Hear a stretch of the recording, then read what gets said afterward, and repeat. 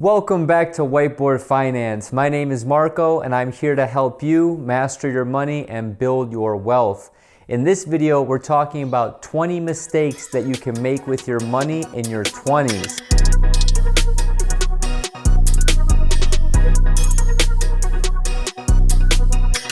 I'm actually 31 years old now and I feel great. I feel like $1,000,000 and I've actually lived through my 20s and I've made some of these mistakes, so I figured I can actually speak from experience on this one. So without further ado, let's get right into it, you guys. The first one is pretty obvious. It's spending more money than you make. Obviously, you need to run your personal finances just like you run a business. You need to know your incomes and expenses, which is creating a budget. Okay, so when you create a budget, you know exactly what you spent for that month, and that gives you a better idea of what you're spending on and how you can improve in those areas. That way you can operate at a surplus. You're taking in more money than you're spending. Number two is not tracking your money. Again, this goes back to the budgeting point that I just mentioned. I also created a video called How to Budget just a few days ago, and I will share that with the link above.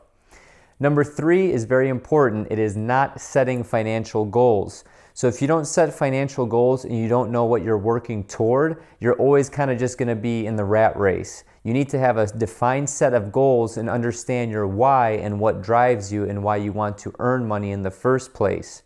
Number four is living off of credit cards. So credit cards are a piece of plastic that you swipe and it always goes back into your wallet, so your brain never fully realizes the effect of that money leaving your wallet if it were to be cash, okay? Credit card companies have invested millions of dollars in psychological studies, and it is proven that when you pay for something with cash, your brain actually sends a pain effect or a pain sensor to the rest of your body, and it understands that you're paying for something. Money is leaving your wallet. With credit cards, you get the goods, you swipe the credit card, and there you go, you get the credit card back. So do not be dependent on credit cards. Number five is not having an emergency fund. If you don't have an emergency fund, this is just begging for something to happen to you, like say for example a car accident. It could be, God forbid, a death in the family. It could be one of many different things that are unexpected. If you don't have that little cushion within your emergency fund, you are going to be living paycheck to paycheck over time. What I like to put away is 3 to 6 months of my regular living expenses, so in case if I lose a job or get into a car accident or whatever, I have that little padding and I don't have to eat into my checking or my savings accounts. Number six is telling financial lies.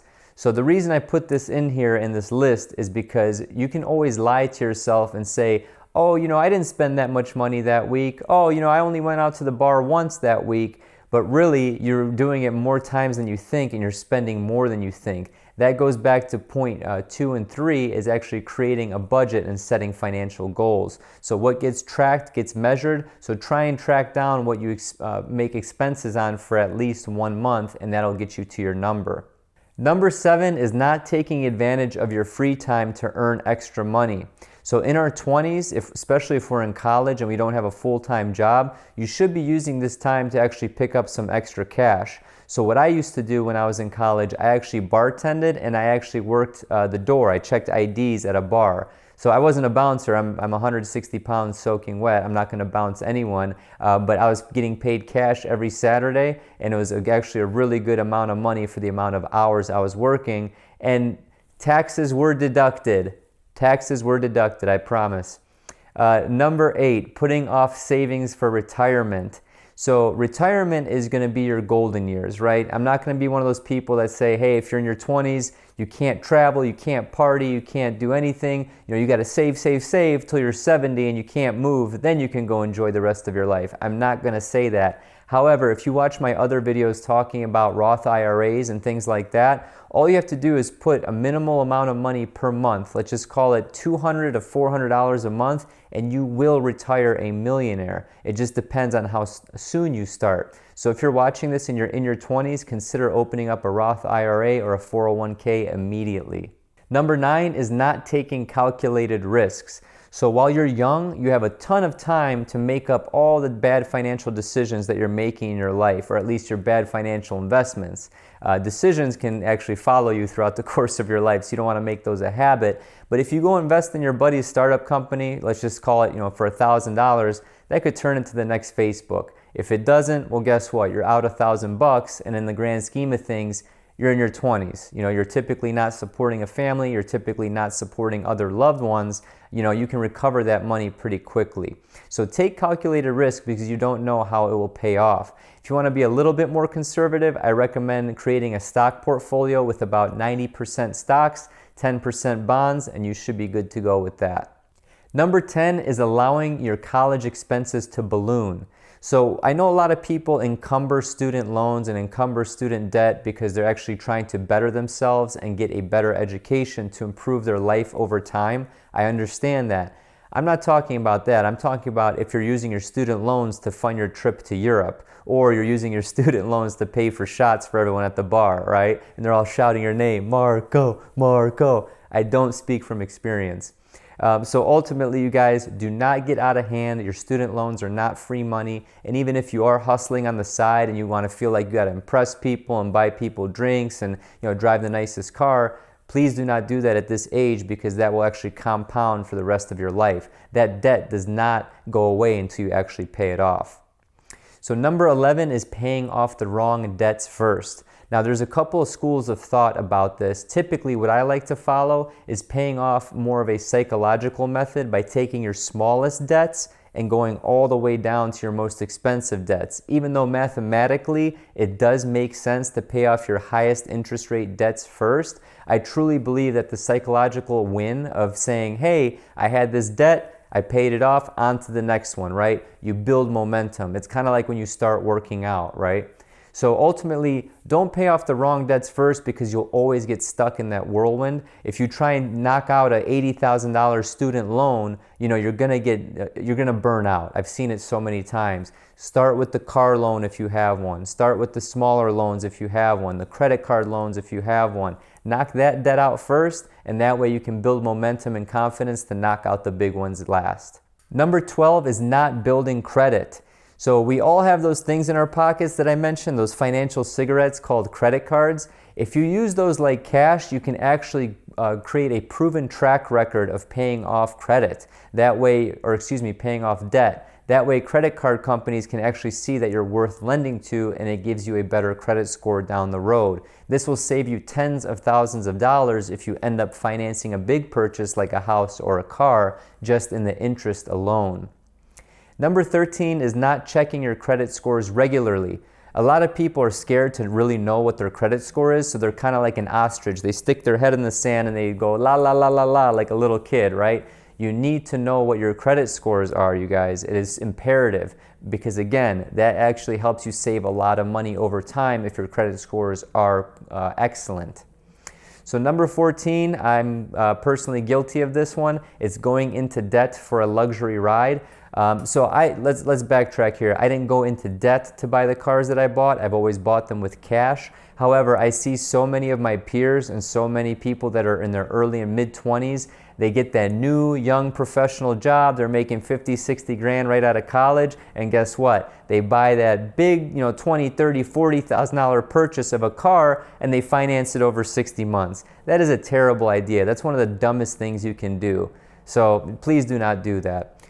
Try and buy cars cash and make sure that they don't account for any more than half of your net income for the year. So if you net 40 grand in a year, your car should cost no more than $20,000 all in, period. Number 15 is careless spending. I am actually guilty of this one as well. I bought a nice speaker system when I started getting bigger commission checks when I first graduated in my first job in sales. I started buying stupid stuff, expensive headphones, things that I really liked, expensive shoes, right? But then you grow up, you hit your mid-20s and you go, what the hell was I spending all this money for on this stupid stuff? So if you enjoy certain things and certain hobbies, obviously set aside a portion of your income for that. That's important. Otherwise, what's the point of being alive? You need to enjoy things that you enjoy doing. However, do not be frivolous and do not be careless. So turn off that Amazon one-click spending, I'm telling you. Number 16, this may sound funny, but not getting renter's insurance. So a lot of us in our 20s rent. We rent up until our mid-20s, late 20s, early 30s. Who knows? We may rent our entire lives depending on the way the society is going from this point on. However, not getting renter's insurance is very foolish because all it takes is a fire or some theft and you've lost all the possessions that you've worked so hard to earn. So please consider getting renter's insurance if you have not already. And to piggyback off that, number 17 is not getting health insurance. So my wife works full-time, she's a nurse, she has excellent coverage, so I have actually waived my health insurance at my age just because she covers both of us. However, if you are single, which most people in their early mid-20s are, please opt for the health insurance because we feel indestructible, we feel invincible, right? However, all it takes is a car accident or someone going in on a slide tackle in a soccer game and your leg is broken. You're going to come out of pocket for that money when you go to get that x-ray. So please guys, opt for the health insurance. It's worth the extra couple $100 out of your paycheck every month. Number 18 is not discussing your finances with your significant other. So as we get a little bit older, we obviously start to fall in love and get married to a person that we truly care about. And at that point, at least in my culture, when you get married, you are one. Everything is one, right? There is no me, there is no I, there's no my banking account, your checking account, etc., etc.